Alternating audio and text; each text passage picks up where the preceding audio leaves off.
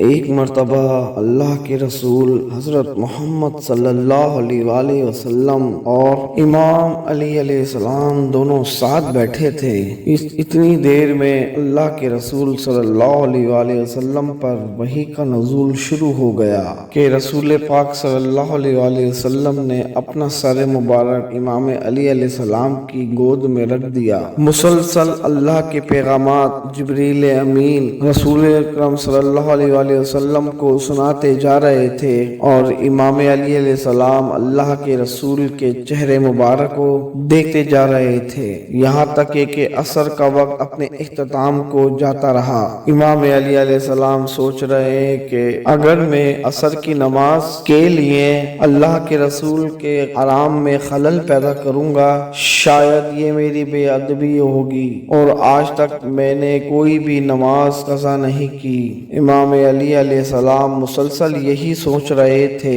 کہ یہاں تک عصر کا وقت اپنے اختتام تک پہنچ گیا، اور جب وحی کا نزول ختم ہوا تو اللہ کے رسول نے اپنی آنکھیں کھولی تو آپ نے دیکھا کہ علی علیہ السلام کی آنکھیں نم ہیں، اور پوچھا کہ اے علی تم رو کیوں رہے ہو؟ تو امام علی علیہ السلام نے ساری باتیں بیان کی اور کہا یا رسول اللہ صلی اللہ علیہ وآلہ وسلم سے فرمایا کہ میں نے آج تک اپنی کوئی بھی نماز قضا نہیں کی، عصر کا وقت اختتام تک چلا گیا اور مجھے یہ ہرگز گوارا نہیں تھا کہ میں اللہ کے محبوب کے آرام میں خلل پیدا کروں اور پھر اپنے فرض کو انجام دوں۔ تو آپ امام علی علیہ السلام کو دیکھنے لگے اور فرمایا اے اللہ، یہ علی تیری فرمانبرداری کر رہا تھا، تیرے محبوب کا احترام کر رہا تھا، اور پھر فرمایا کہ اے علی تم میرے بھائی ہو، حسن و حسین تیرے بچے جنت کے سردار ہیں، تو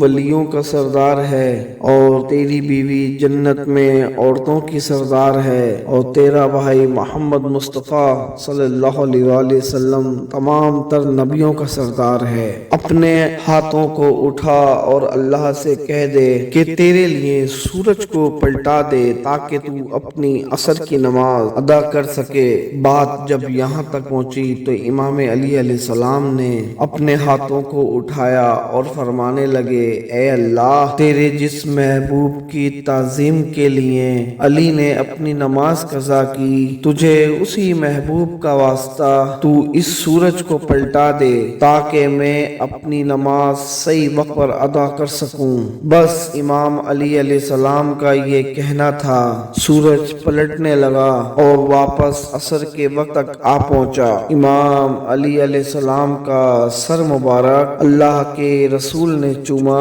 اور یوں امام علی علیہ السلام اور اللہ کے محبوب نے عصر کی نماز ادا کی۔ سلام ہو رسول اللہ کے گھرانے پر، سلام ہو پنجتن پاک پر، جن کی مرضی میں اللہ کی مرضی شامل ہے۔